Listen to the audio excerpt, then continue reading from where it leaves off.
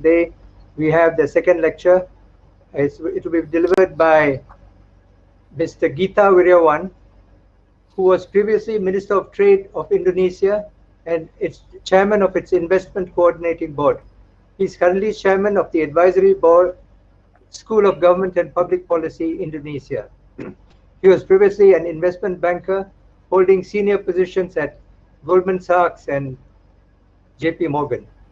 Chairman of Ancora Group, he is also on the Council of Global Advisors for Yale University School of Management and the Board of Governors for Asia School of Business of the Massachusetts Institute of Technology, MIT Sloan.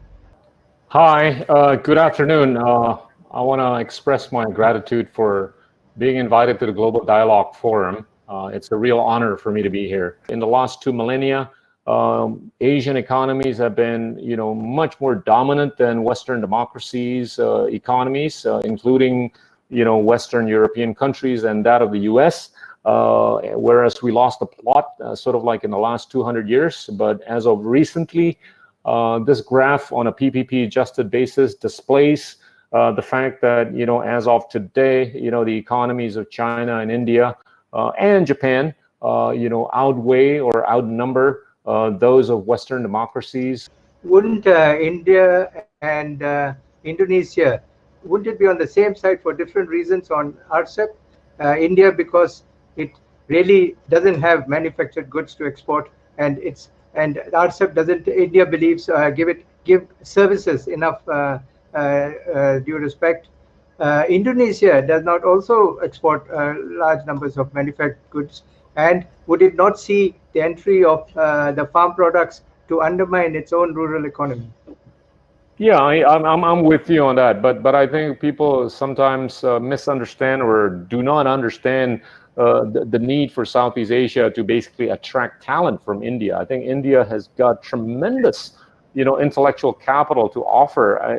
Within a trade discussion, I think you've got to focus on what we have and what we don't have. Now, in the second question is with respect to India not formally joining the RCEP. What are the typical challenges or concerns, and how economies become more integrated in ASEAN and beyond? Look, I basically took the view that RCEP was the right thing to do in 2011.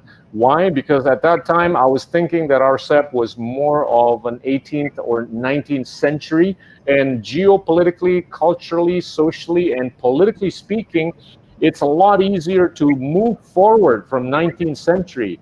You can take steps of incrementalism, or you can take steps of non-incrementalism. But at least moving forward, you can see whatever is going to likely stumble you or cause you to stumble.